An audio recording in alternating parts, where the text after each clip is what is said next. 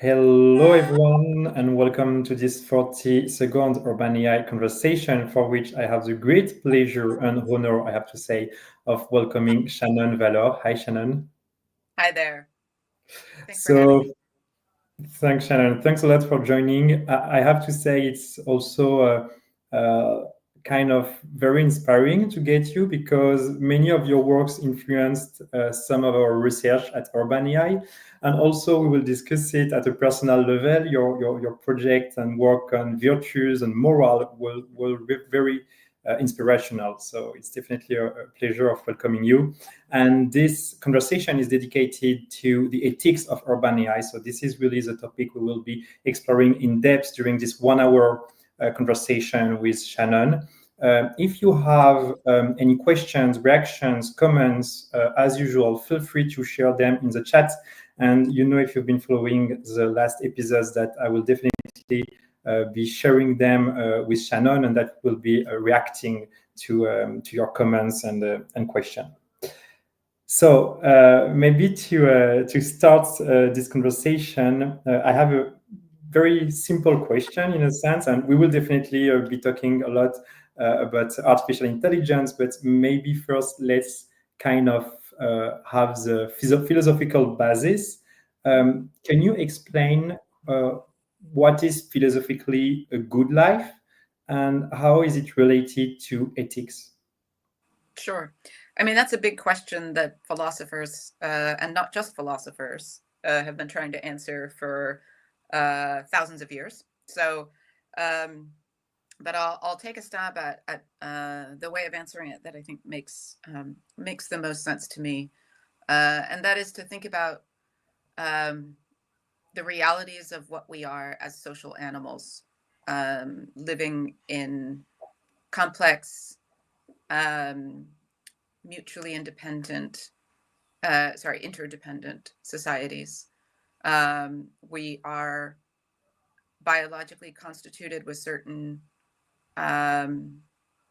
ranges of capabilities, certain kinds of needs, certain kinds of impulses, and of course, those vary widely across the human family. But there's also a sort of distinctive constellation of human capabilities, human needs, human desires.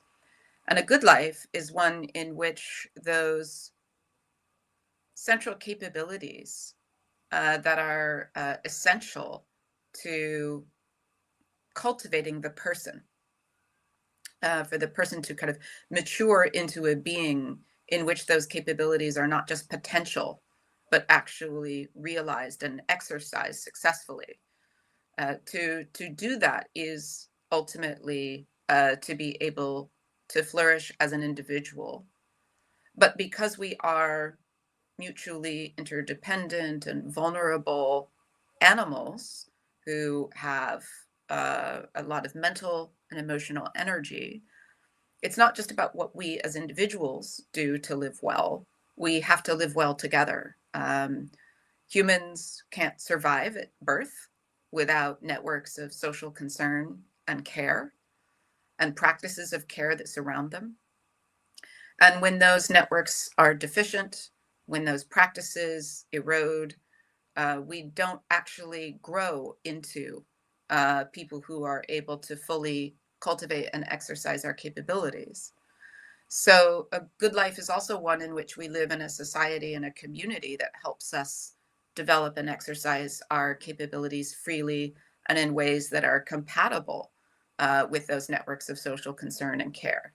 So for me, ethics is for the individual about how one shapes one's own character over time through the choices that one makes, how one exercises one's capabilities in ways that impact upon others. But ethics is also, as a society, how we do the work of maintaining those networks of support and care and concern that we have to use in order to provide individuals and communities with the capabilities and the opportunities to exercise those capabilities that they require in order to flourish together.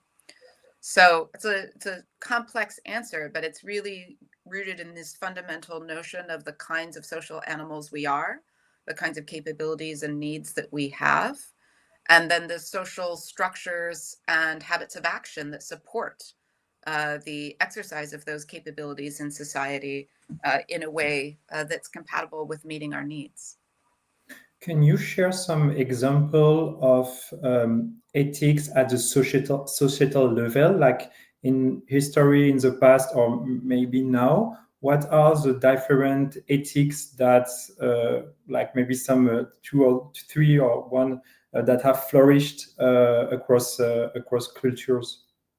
Well, I think there it depends upon whether you mean ethics as in ethical theories or frameworks or sort of ways of articulating the good life, or whether you are talking about the actual enactment of ethics in the world and our practices. So I can kind of maybe speak to both.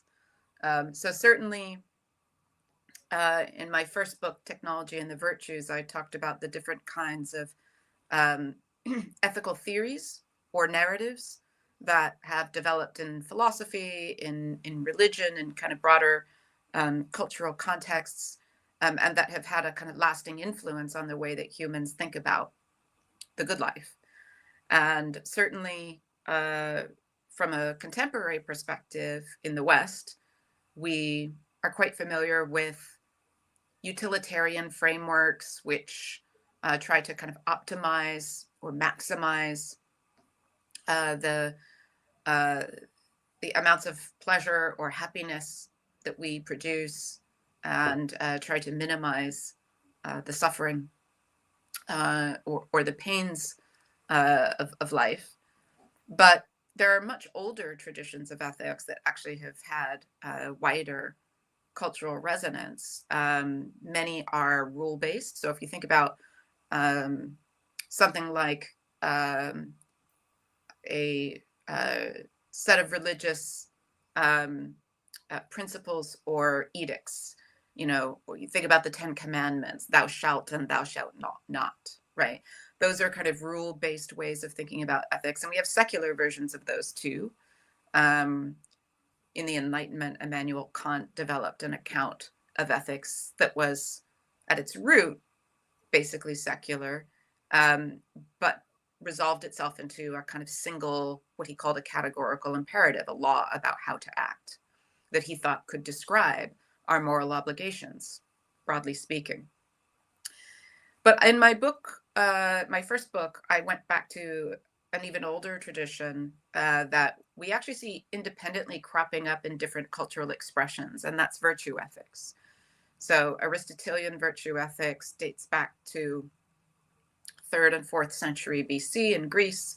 I'm thinking about the Greek philosophers that focused on the kinds of habits of action that cultivate excellence, moral and political and intellectual excellence, and how those can be exercised and strengthened, contrasting those with vices, the sort of habits of action that tend to degrade our capacities to achieve excellence in those domains. And you see virtue ethics also in a Confucian moral tradition, which talks about, again, the kinds of characteristic traits and habits of excellent and wise people. There are accounts of virtue in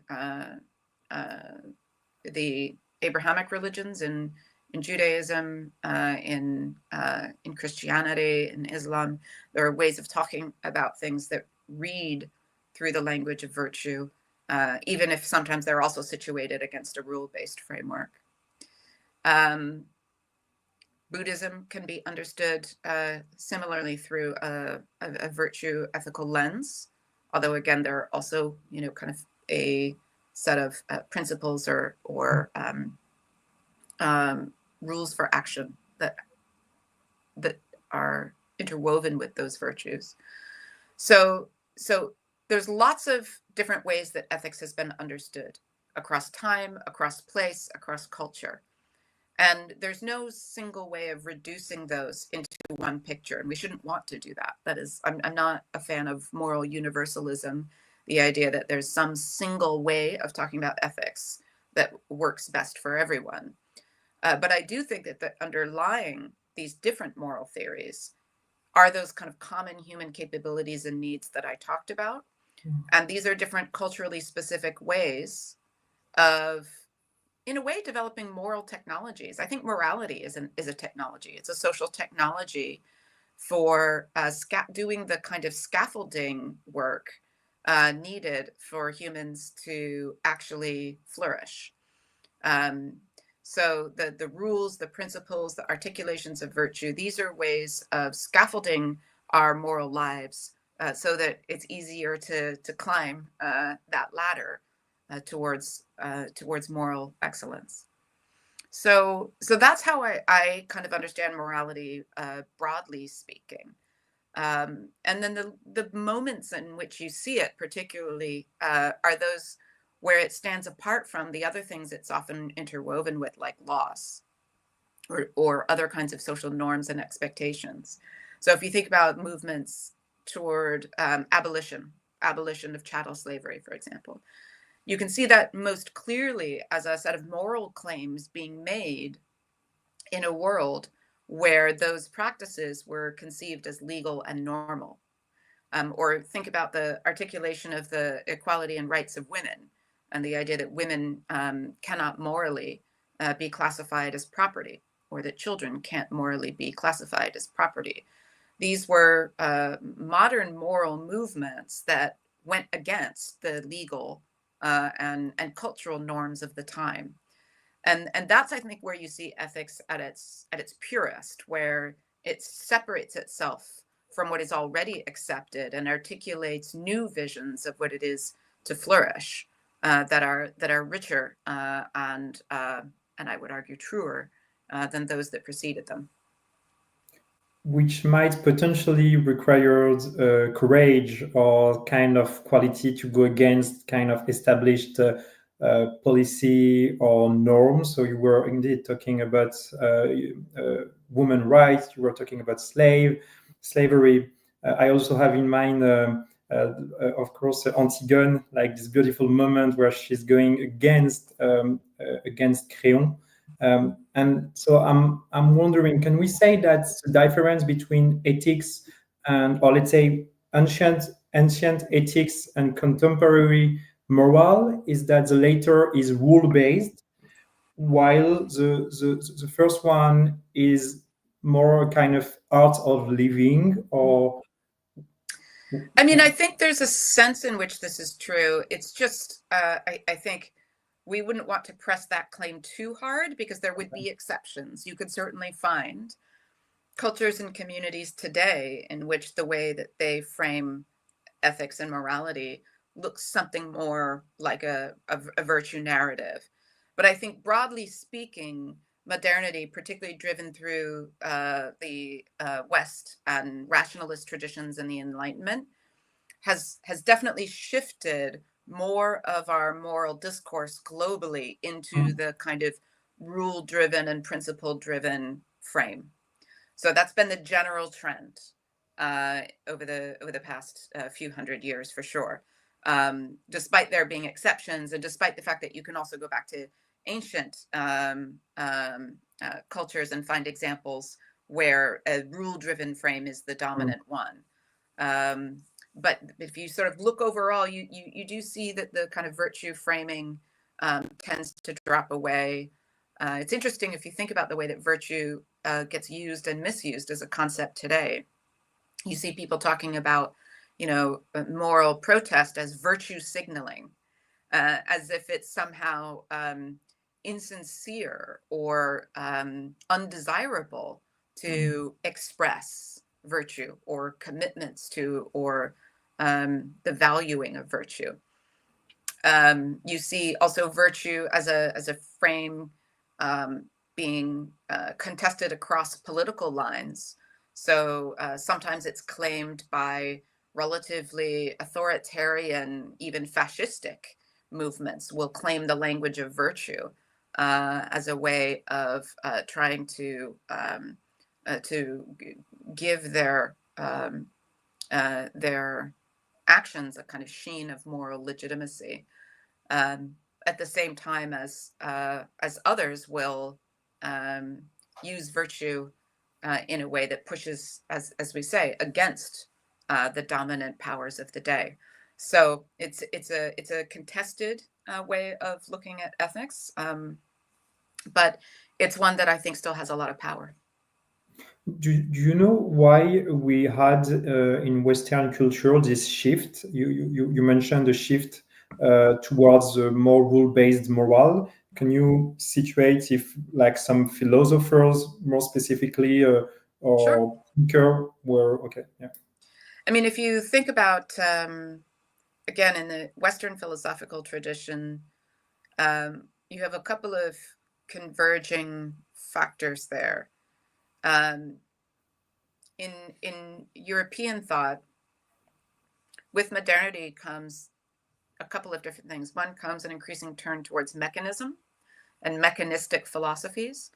This is the idea that the universe itself is rule governed. So as the principles and laws of physics start to be discovered, and the laws of motion, the laws of transmission of energy, right? And these are seen as rigid and acting universally at all times, right? So the idea that science, when it begins to find the bones of the world, as it were, through its methods, what it finds are rules. And rules often that can be expressed in very non-culturally specific ways. So the idea is, mathematics becomes the kind of universal language of expressing how the world works. And then there's very quickly after that a search to find the rules of moral life that look like that. The expectation is that the moral domain will eventually resolve itself into a very similar kind of language and a very similar kind of systematization. So in the 17th and 18th centuries, you see this gradual move in Western European thought towards systematizing. We want to get the picture that frames everything. We want to get the picture of morality that's complete and that has no exceptions and that applies everywhere and always. And so this desire for a kind of universal moral law gets expressed most fully in something like Immanuel Kant's ethics, right? In his Critique of Pure Reason and the groundwork for the metaphysics of morals, where he articulates this notion that all of our moral duties and obligations can really be reduced to the single moral law that he called the categorical imperative. So that's one reason why we get this shift. And utilitarianism is a different way of trying to accomplish something like this. It's trying to turn ethics into a set of calculations. And in fact, Jeremy Bentham talked about the hedonic calculus, the just as we had invented the calculus to determine how the physical world works and to analyze its relations, we expected to be able to discover a moral calculus that governs the moral world in the same way. And that's why the utilitarian ethics is persistent, I think, in Western philosophical culture, because as we become more inclined towards quantifying the world and analyzing things algorithmically, the idea of a moral calculus starts to look more and more attractive to people. There's also another factor I haven't mentioned, which is that, of course, as modern transportation systems evolved and you got more rapid communication across cultures and transmission of ideas through the printing press and eventually through digital technologies, the idea that morality should be someone that speaks to everyone as opposed to something local and historical becomes politically expedient to articulate. So, for example, in the colonial era, many of the colonial projects were surrounded with a self-justifying language of morality the idea that we have to bring morality to these poor, savage peoples who have not yet discovered the true laws of moral life and who live by these other different laws, right?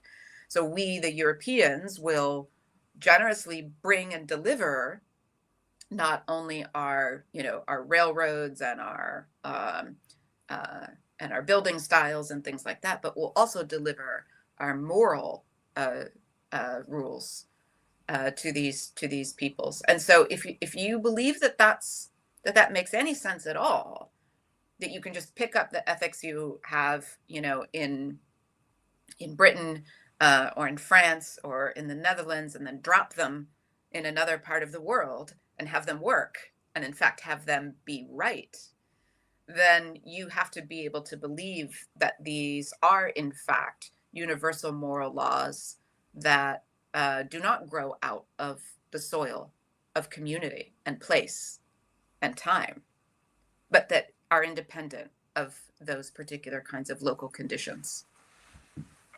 Yeah, you said it, like moral could be easily used as an instrument of power by different nations or different countries. Regarding also what you shared in the first part of your answer, maybe we will put it in the comments. You have, it's super interesting because we are so immersed in this culture of rule-based morality that we no longer notice it in a sense. And you have one project that greatly exemplifies it, which is, I think the name is the Moral Dilemma. Like this game where different culture can decide with an autonomous vehicles which like if they would kill, like for example an old people or young people, or those kind of utilitarianism calcul or maybe Kantian rule. And so it looks like we have the choice only between those two possibilities, but indeed, like you're sharing that we can put in perspective this way of seeing morality, and it's not the only choices we have. So yeah, thanks a lot Yeah. for. Exactly right. And one of the things that, that moral machine experiment that MIT did was about crowdsourcing morality, the idea that you get to morality by just asking people what they would do, and then you find the most common answer, and that's ethics. And that is such a completely backwards way of understanding what ethics is. As I mentioned, ethics is often pulling us away from what is most commonly accepted and most commonly done. Not always. Sometimes what's most commonly done is the moral thing.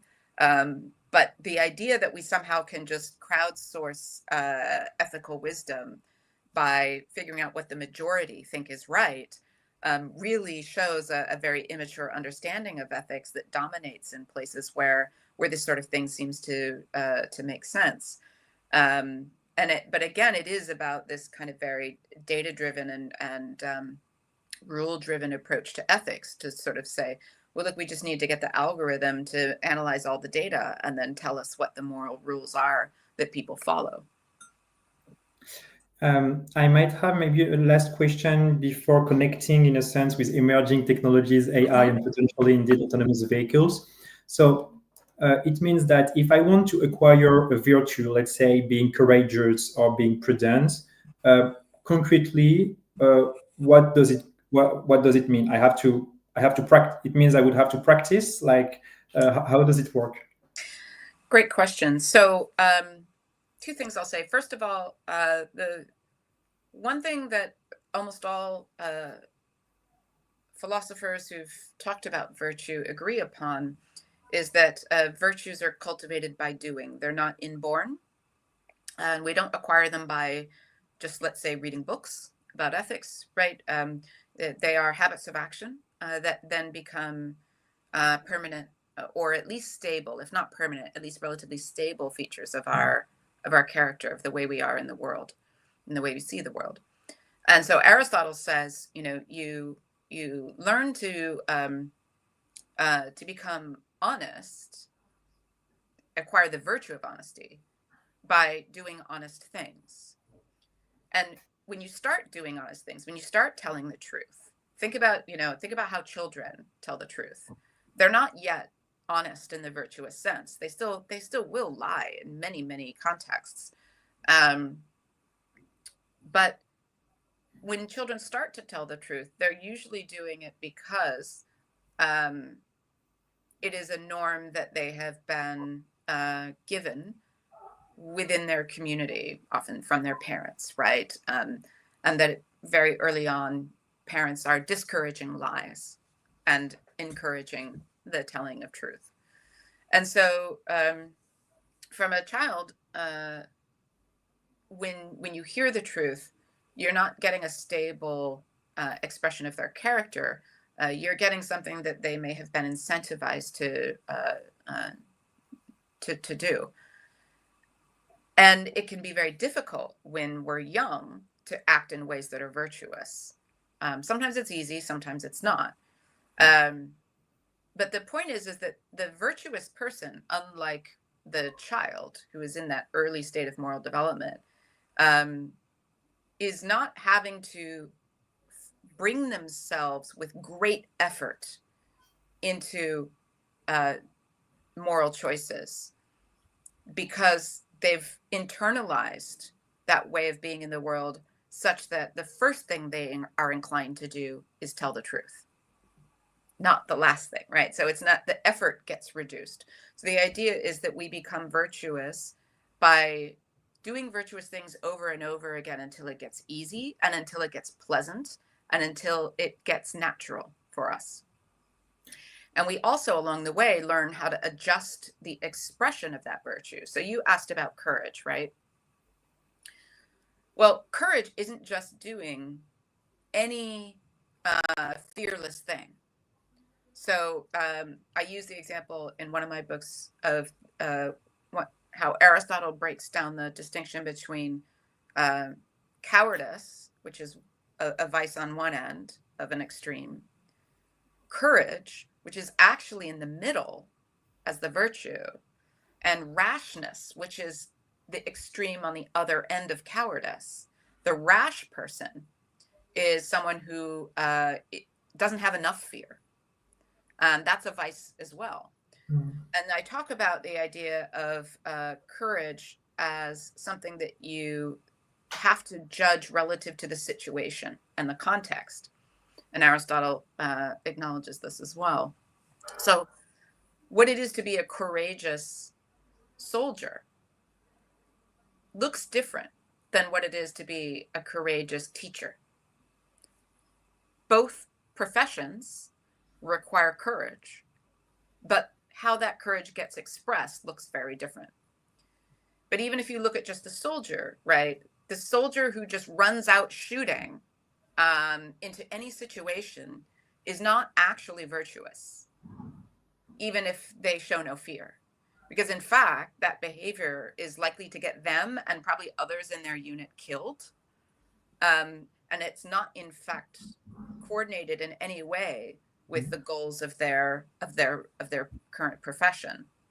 So courage has to be intelligently expressed. It has to be something that makes sense in the situation. So Aristotle calls that the mean. Sometimes we call it the golden mean, that kind of moving intermediate point between extremes that changes as the situation changes. So if the soldier is just on a routine exercise, what courage requires of them might be pretty modest and basic. But if suddenly it's an active combat zone, what courage requires starts to move up that scale of assertiveness and boldness, right? Because they have to calibrate the expression of that virtue to the demands of the situation. Just like there are contexts in which honesty is more important than it is in certain other kinds of contexts. So when I'm having a very open and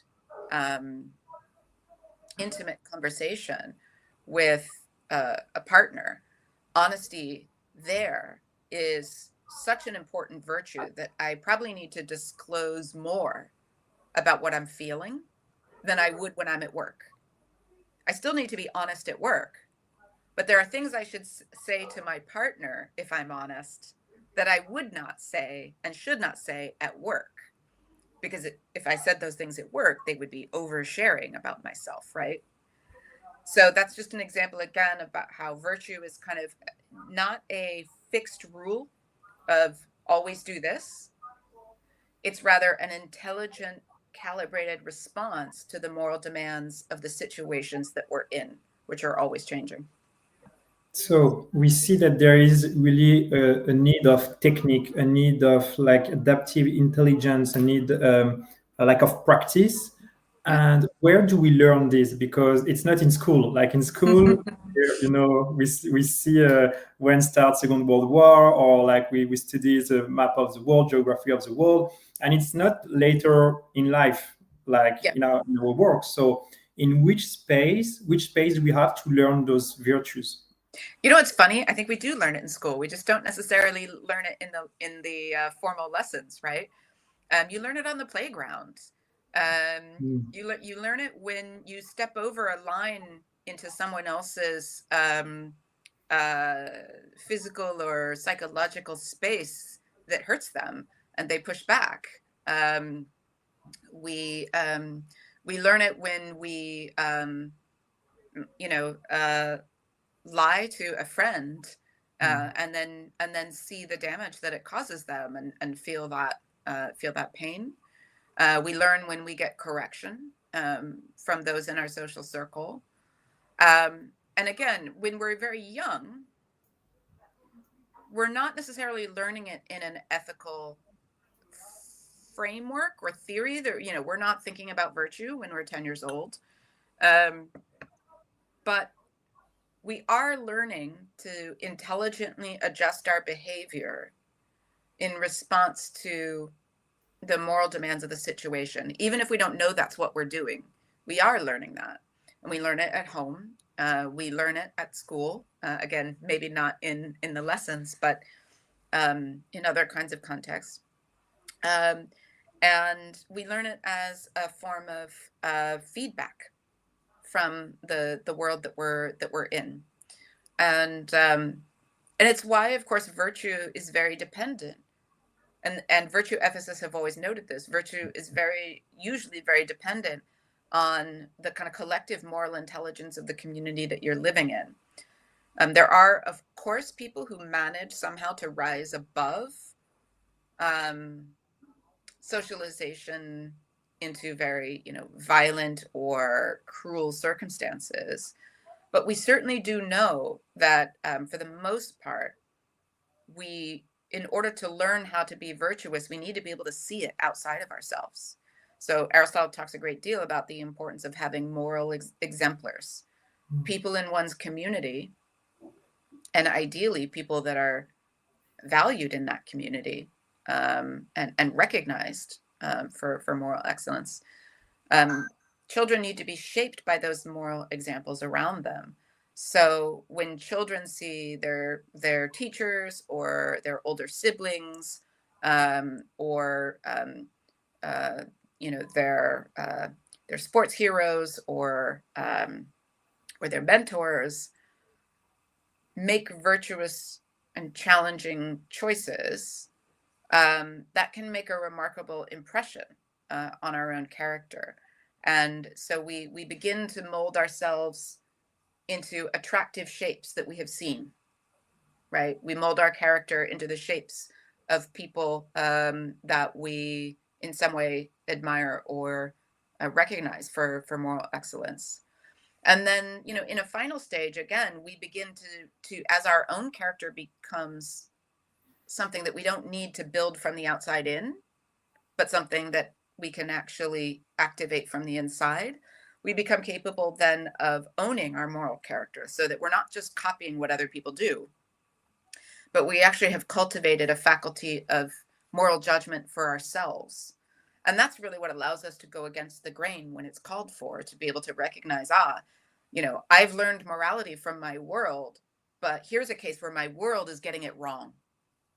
And I can articulate that in terms of reasons, and I can articulate that in terms of a moral narrative that makes sense. I can see the moral inconsistency between what the people I admire say and what they do. And I can now articulate that conflict and express a better way of living up to our moral possibilities. That's a very mature and frankly kind of rare stage of moral development that we're all kind of striving towards, but it's hard to get there. How do you connect virtues? Well, sorry. Maybe first, could you define what you mean by technomoralism? Sure. Yeah. So I direct a center called the Center for Technomoral Futures, and that's a riff on a concept that of the technomoral virtues that I articulated in the book. The practice of putting techno and moral together in one word was not invented by me. There's several other philosophers who had talked already about things like technomoral change. So the Dutch philosopher Charling Suistra had talked about technomoral change. But technomoral virtues for me is a particular concept that expresses what morality is and the way we've artificially split the technological dimension of our intelligence off from the moral dimension. And what I'm arguing for is that a lot of the ills of modern society stem from that divorce, the divorce of the technical from the moral. And that some of those ills in our society will not get fixed until we reintegrate technical intelligence or technical expertise and moral expertise. So the idea here is that, first of all, technology is not something neutral. Technology is not something that is independent of morality. It never has been. From the very first technologies that humans created, they were technologies created to meet human needs and to express human values. The needs to be fed, the need to be warm, the need to be sheltered, the need to be cared for and to be able to care for our families. Technologies are responses to those needs. And so from the very beginning of the history of the human animal, and even before we were human, right? I mean, we know other animals use various kinds of technical intelligence as well to use tools to manipulate their environment in ways that can meet their needs and those of those around them. So we carried that legacy through. So technology has always been a response to the moral needs that we have. But in the modern era, as part of that story I was telling earlier about the kind of mathematization of nature and this kind of splitting off of a kind of mechanistic approach to understanding the world and the kind of social and cultural ways in which we live together, we began to get this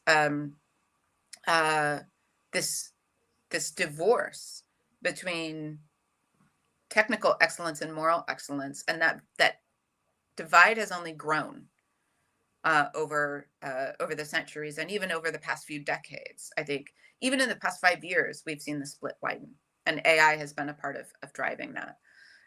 In my second book, The AI Mirror, I do go all the way back to Aristotle and Plato to talk about the ways that they seeded this divorce in their own philosophies by separating techne, or craft expertise or craft wisdom, from other kinds of intelligence and definitely from moral and political intelligence. So they saw technologies as somehow beneath the level of moral and political wisdom, and something that was not a proper subject of concern, really, for people who were going to be moral and political leaders. And we see how we've encapsulated that today, right? Where we have engineers and machine learning developers who make decisions that change our society more powerfully than the decisions made by any prime minister or president.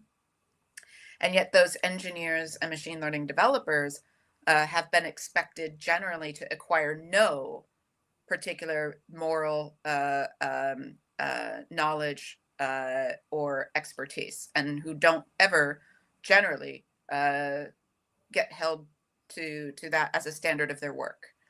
And this is where, you see engineers saying, look, my job is to build things. It's someone else's job to decide how they should be used. That's not my role. And that's fair, because we don't make it their role. We just don't. And then we see, prime ministers and presidents who are being led around by the nose by tech companies because they don't have a clue about what the technology really can or can't do. And they have very little confidence and interest in understanding the nature of the built world and the technological underpinnings of it. And they simply, rely on there to be technical experts who will feed that to them and tell them what they need to know. But that divorce has been incredibly unhealthy and damaging. And we get terrible decisions on both sides of the ledger. We get terrible technical choices, and we get technologies that don't actually promote human flourishing.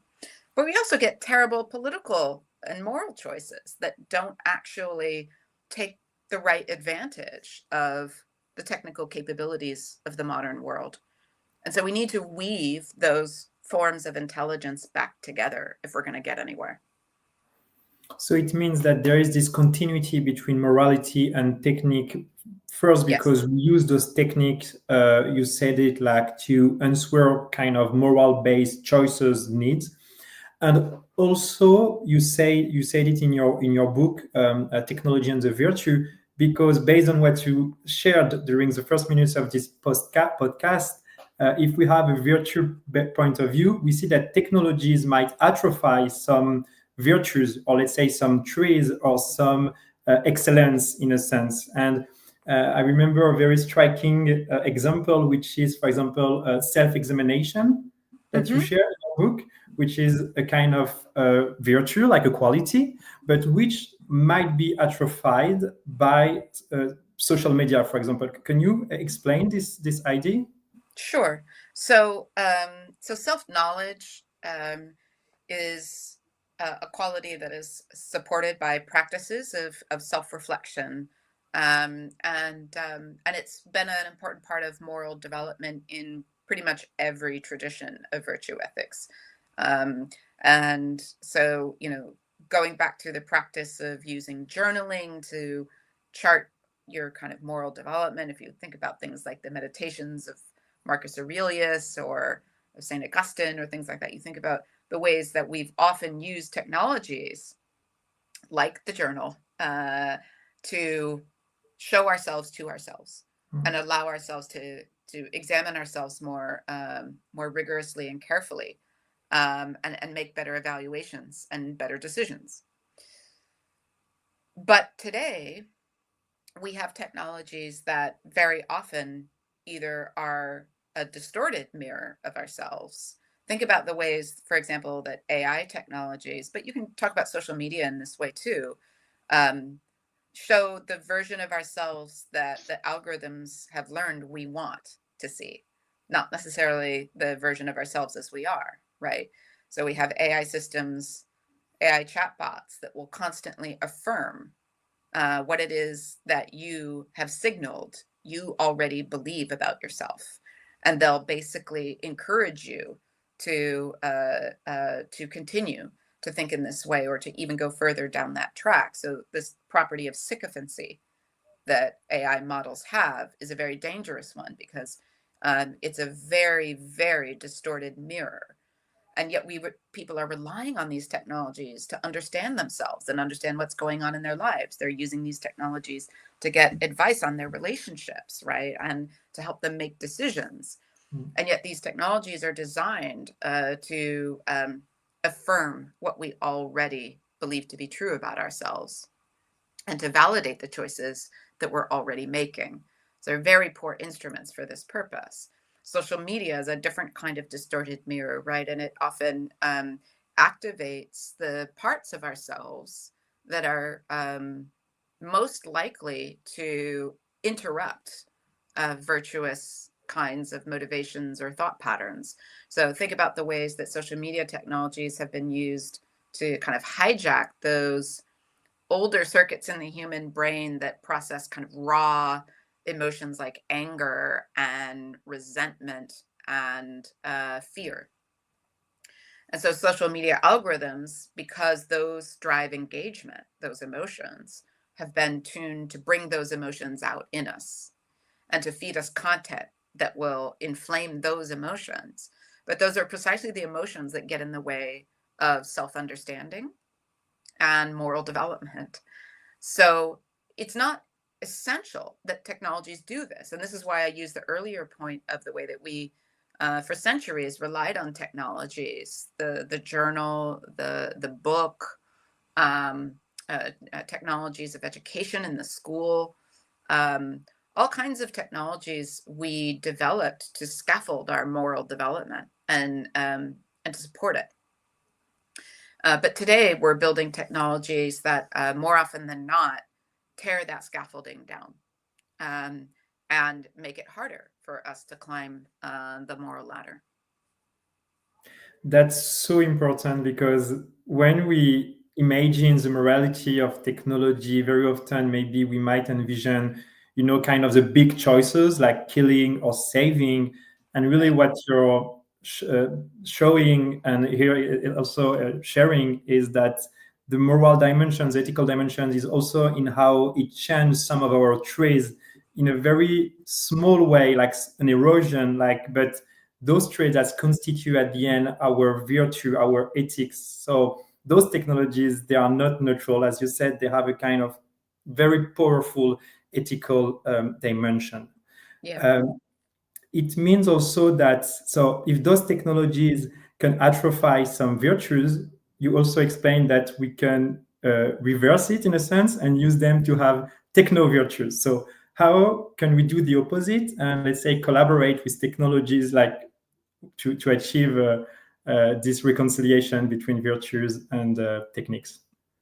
Yeah. I mean, what I want to emphasize is that it is absolutely technologically feasible to do this. The challenge is that all of the incentives in the tech ecosystem today discourage it. So, what you have is a number of large platform companies who have become unfathomably wealthy and powerful by um, using technologies to sort of manipulate us and subvert some of that moral and intellectual development. Um, those platform companies, it's not in their interest to change their business models.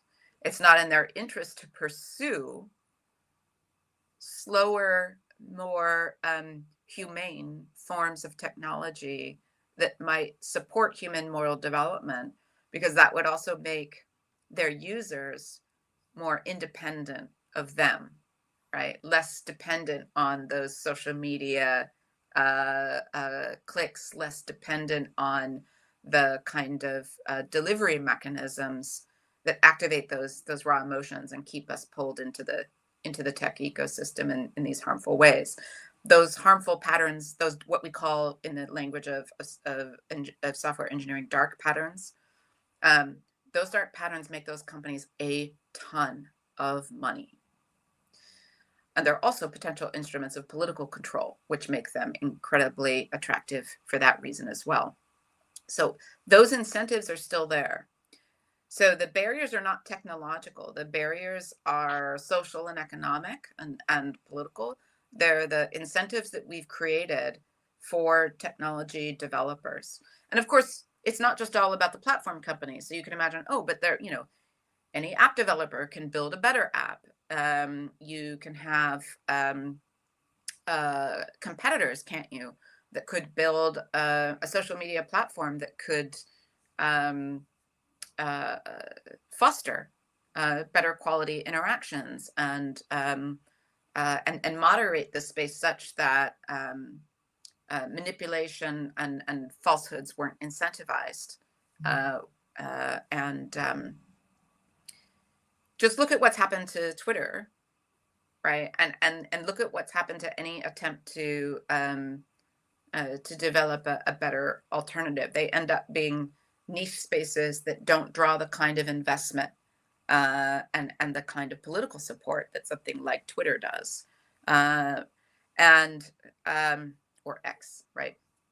And a lot of companies that tried in the early days to build digital technologies that could be better at supporting moral and social health were actually those technologies, those innovations were often bought and killed by the platform companies, basically seen as competition that needed to be wiped out before they got any traction.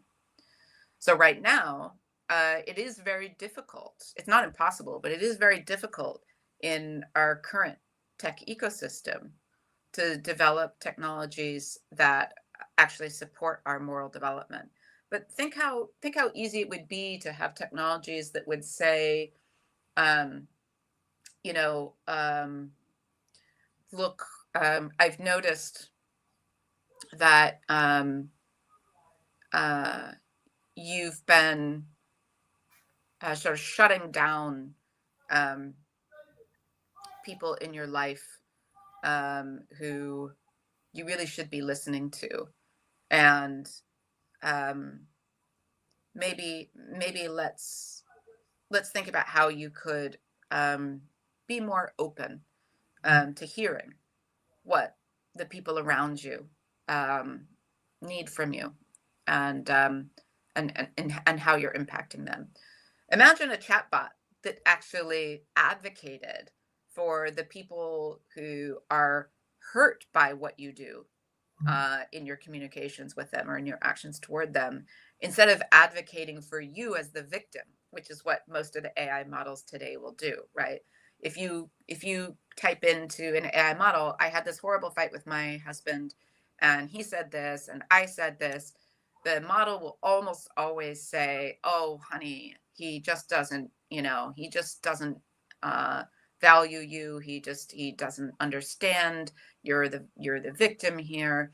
And it sort of reaffirms everything instead of asking, is it possible that you framed this situation in a kind of self-serving way and that perhaps you're not listening either, right? And these models aren't smart enough to do this right now. We can't have models that can be good marriage therapists. We just don't. But in practice, we can imagine versions of the technologies we have today that could be moral supports. But the real question is, why are we so desperate to have technologies that do the moral support for us? Why are we so disinclined to value humans doing this for us, right? We don't pay people to care for one another anymore. Caring professions, professions that actually support social health and relationships in community. Those professions are some of the most underpaid and least well supported by our political environment among all of the professions.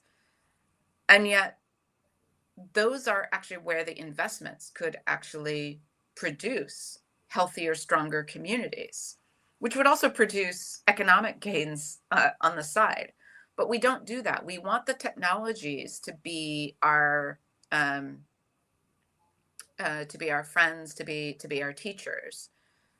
And I think that's the deeper question we need to ask. Why are we so determined to offload the moral work to machines? There's lots of work that machines can do that can just help us meet the basic conditions of safety and security and health required for us to do the moral work. So I guess what I want to say in answer to your question to wrap up is, Yeah, there are worlds we can imagine where technologies were actually doing really good moral scaffolding of our development of virtues. But even before we have those technologies, we could still be reinvesting in the kind of human supports for that moral development. And we could be focusing on the opportunities for technologies to improve people's opportunities and qualities of life, ensuring they had safe schools to go to that, that don't have leaking roofs, ensuring that children grow up without hunger and without mold and damp in their homes, or that people are protected from extreme heat in an era where the climate is going to become increasingly hostile to human comfort and security. We've got, for example, the whole green energy transition, which we're now pulling back on so that we can spend more money on AI technologies that actually work against our social health. It's madness, really. But if we could pour all of the investment that's currently going into, bad AI mental health chatbots that don't work and that aren't safe and that can send people over, the edge into a mental health crisis, instead of pouring all the investment into those, we could be pouring that money into really cracking some of the really hard issues around climate and carbon emissions, food security, uh, and other kinds of social health and safety. But those aren't the priorities that we are demanding from our leaders yet. But I think they'll have to be. Well, I will have maybe a final question because I see the time running. Just before a kind of observation, this is what I really love about your books and your work related to the first part of your answer, is that you are not just saying, okay, we could do better or differently, but you're really showing, as you did here and in your books, with like autonomous weapons, social media, or chatbot, like concretely how we could encode morality in technology. And that's really nice because I think we have a kind of lack of narratives and imagination because of some of those technologies. So that's really refreshing also to see and to open like new possibilities. So really, if you're listening to this podcast and interested like in, okay, how can we make technomoral future we want, you should definitely have a look to Shannon books and research. I might have a last question. So how do we change this in a sense? What do you recommend? Should we do it individually, collectively? What would you recommend? Yeah, my answer is both and. That is, it's not individual or collective. It has to be on both fronts.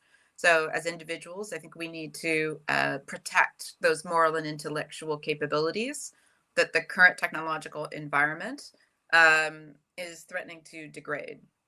So that means not simply trusting these technologies to be good for you or your children, or your work, and thinking very critically about what these technologies can do for you and what they can't, paying attention to how your capabilities and habits are changing as you use these technologies, realizing that you can say no, you can say these technologies actually don't strengthen me, they weaken me, and therefore I'm gonna stick with other ways of doing this kind of intellectual or relational work.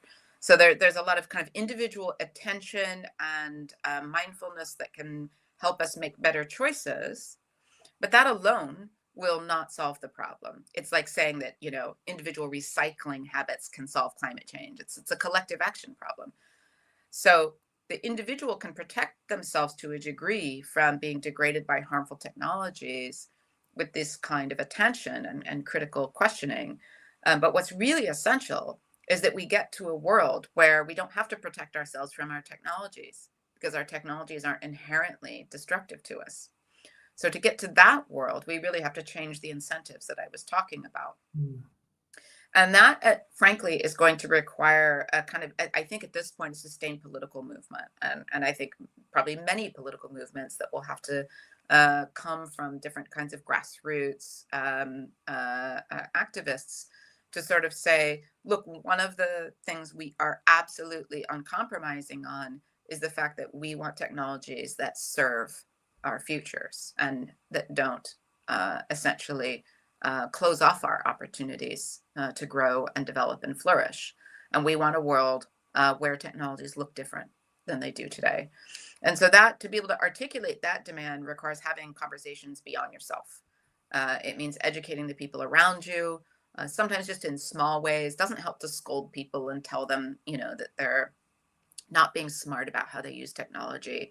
It's just helping people understand what you understand about the technologies and the way that they help us and the ways they hurt us.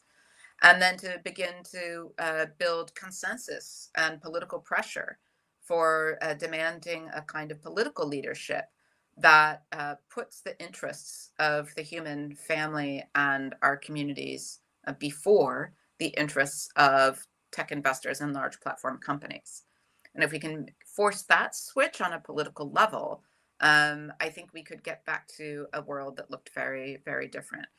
A lot of people don't realize, especially younger people, it wasn't always quite like this. So in the late in the late 20th century, we had a culture where engineering was considered one of the most noble professions that was aligned with human safety. Companies like Boeing, which were, considered to be the height of engineering excellence in the United States, had inspired mottos like, if it's not Boeing, I'm not going. And what that reflected was the commitment that was recognized within Boeing and its culture to safety above all. The idea is Boeing is a company that puts your safety first, that puts your welfare first. Think how far we've fallen from that now. Think how far Boeing has fallen from that place, right?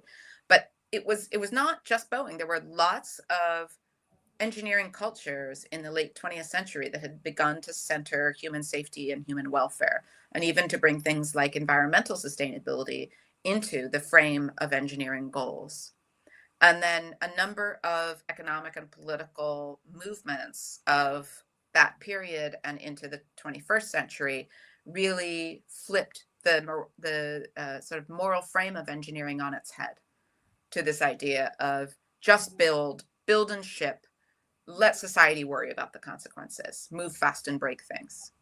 So it's important to remember that we've only been in this frame of move fast and break things for 20 years. It is not set in stone. We can rewrite the script. Thanks a lot. Very, very fascinating and an inspiring conclusion, Shannon. And it's indeed more than needed to remind that potentially we are living a parenthesis, hopefully a short, small parenthesis. Well, Shannon, that was really a great pleasure, a great honor of welcoming you for this Urban AI conversation. Thanks a lot for your time and for accepting this invitation. That's already the end of this episode, and we will meet again. We'll see you again next week to discuss this time the hidden risk of synthetic data for Urban AI. Thanks, everyone, and take care. Thanks so much. Bye-bye.